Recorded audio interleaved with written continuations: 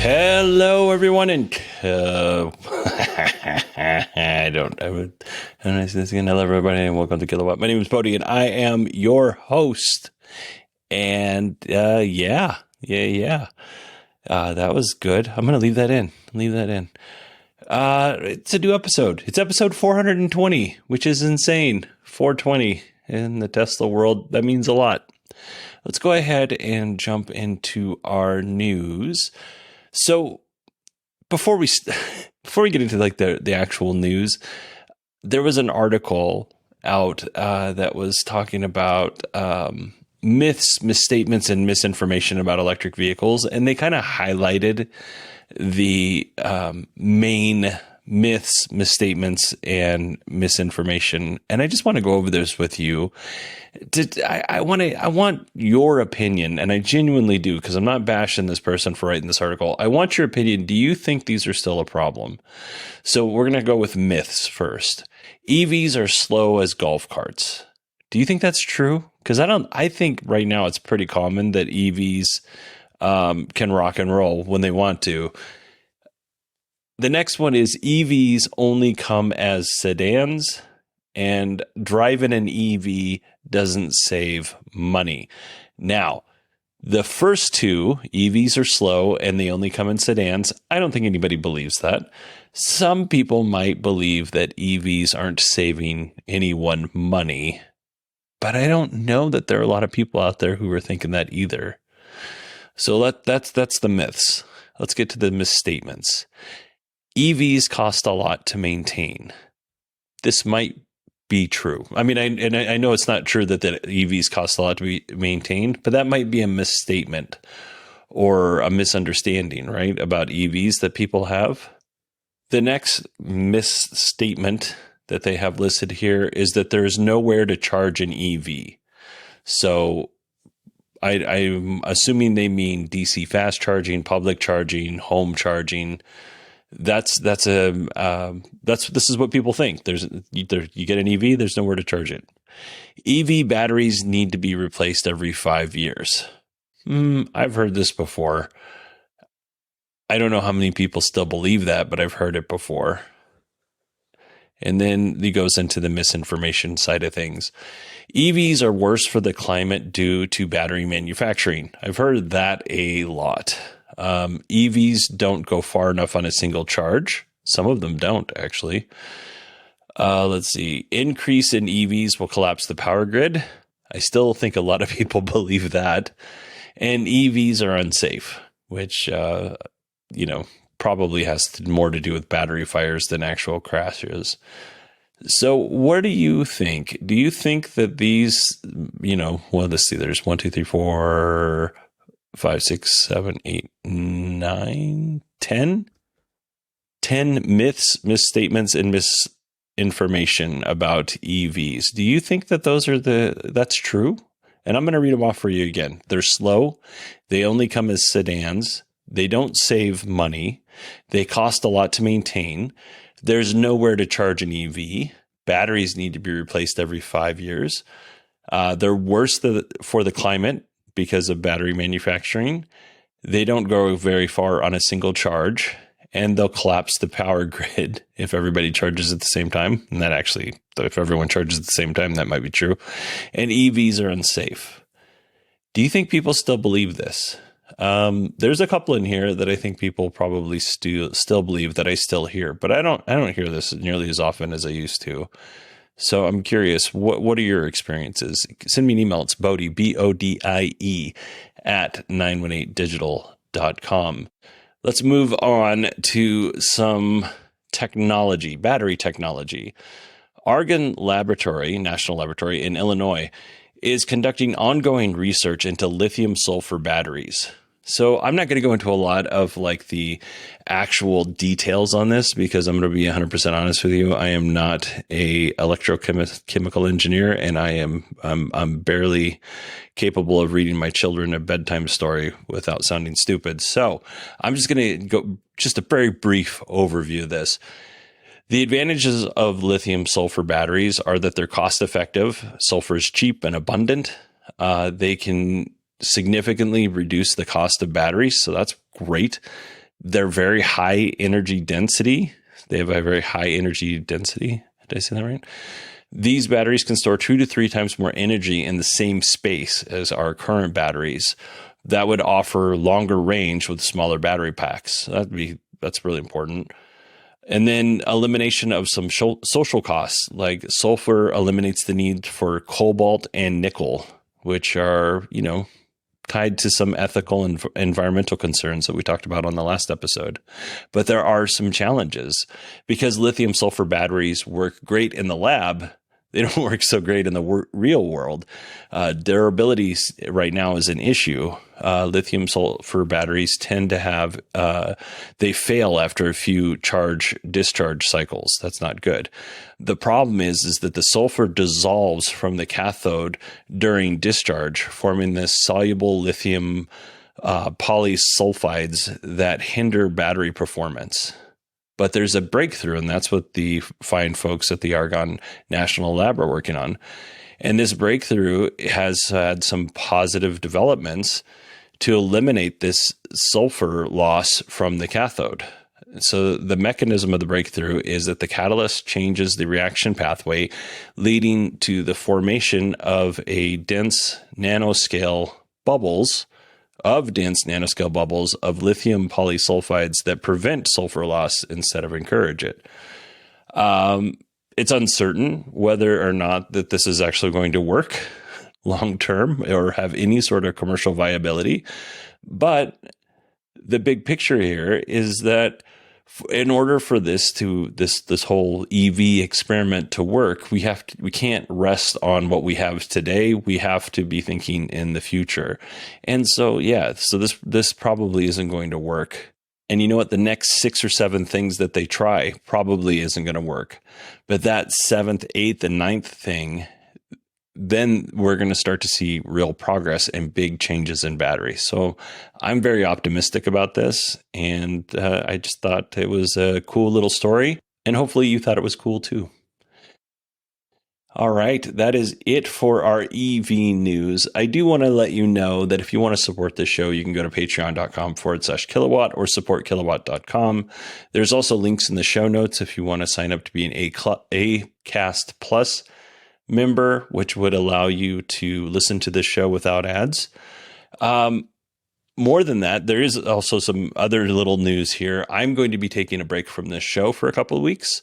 Not to worry, though. I still have episodes for you. So we'll have today's episode and then Friday's episode. And then the very next episode after Friday, we'll be speaking with Bart Buchatz. And he's going to give us an update in his quest to buy a new EV. And will this be the final update? You'll have to listen to find out. After that, I'm going to talk to Edwin Xiao, who was one of the first members of the supercharger team in New York City. And we had a really good conversation there. And then the episodes coming after that, I don't know quite how many it's going to be. It's going to be at least 2, it might be 3. I'm going to give you a full rundown of the NACS saga. That episode's going to be a lot of fun. Hopefully I have time to put all the little extra tweaks on it that I want to, or those episodes. And then finally, we'll have one more episode where I sat down with the CEO of FreeWire, which is a DC fast charging company. And I have his name on the tip of my tongue, but I don't want to say it wrong. Arkady Solinov. I sat down with Arkady and we had a really nice chat about DC fast charging. We had a nice chat about the NACS adapter. And then just overall, I just found this gentleman to be really knowledgeable in the EV space. So it was a nice chat. It was nice to sit down and talk to him. So, you got between, let's see, 1, 2, 3. You got like 7 episodes right there of content that I've been banking and working on over the last couple of weeks. So hopefully you will enjoy it. And then we'll jump right back into news after I've had some time to recharge my batteries. Because I'm not going to lie, my personal life is very, very, very busy. I have kids. They have homework. So that's one part of it. They have activities and a wife, and, she wants me to be around and be present. I have this podcast, which takes a really long time, a lot of time out of my week to do. And then I have my job, and I work extra on top of what I do at my job. I do other work here and there. And then I'm also developing a class, a 40-hour class for my job. And I'm developing, I'm looking at going back to school to get a degree in Homeland Security. So there's just a lot going on in my life right now, and I'm at my limit. And honestly, I need a break. So I'm going to take a 2.5 to 3 week break, depending on how much content I actually end up having, so that I can recharge. I'm taking time off of work. I'm not going to do anything. I might play Baldur's Gate. I might play video games and read and do stuff that isn't related to work. So that's kind of my plan. All right. Now that you are all caught up on that, let's go ahead and jump into our Tesla news. Tesla has produced its 5 millionth EV, which is insane. It took Tesla 12 years to build its first million cars, and that milestone was hit in 2020. 3 years after that, we are currently at 5 million EVs. So congratulations to the Tesla team. By the way, I think it was a white Model 3 was the 5 millionth car, and it was built at Giga Shanghai. Let's see. This is good news, kinda. Tesla is adding rear door emergency release functions to the Model 3 Highland for safety in case of power loss situations. So if you don't know, I think all modern Teslas, all current Teslas, only the front has the emergency release and the back seats don't. And that really bothers me, if I'm being honest with you. This is a manual release. So no matter what happens, if the battery dies or whatever, you can use that manual release and open up the door. I think that's really important for all 4 doors to have that. So in the case of the Highland in the back, the manual releases are situated at the bottom of the rear door storage pockets. There's like this they're covered by a plastic cap.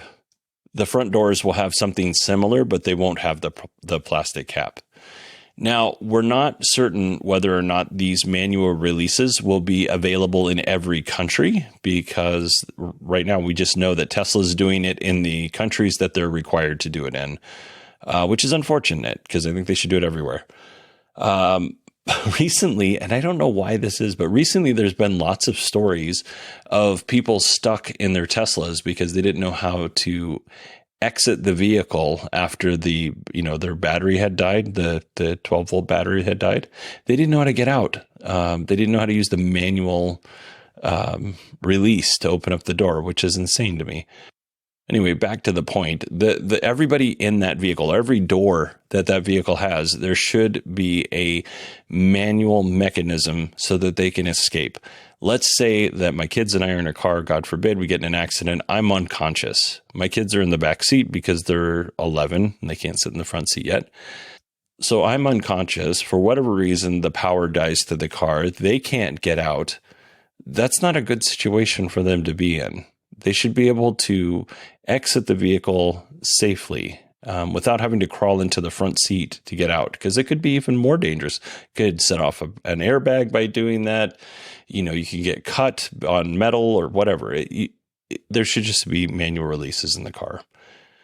So I really hope that Tesla not only brings this to the US, but extends it to the rest of their vehicle line. Remember the study we talked about recently that DC fast charging wasn't measurably more harmful to an EV battery than L1 or L2 charging? Well, the group that did that study, Recurrent, they are back with another study, and they found that cold weather may be bad for EV range, but is actually good for EV longevity. And I should note that they found that EVs that were in colder and coastal climates had a better EV longevity than batteries that were in warmer climates, like where I live. Here's an explanation from the group, which is it kind of starts off funny. Batteries are a lot like people. They're always aging. We can do things to reduce these effects, like exercise, sleep, or things that accelerate them, such as smoking and tanning.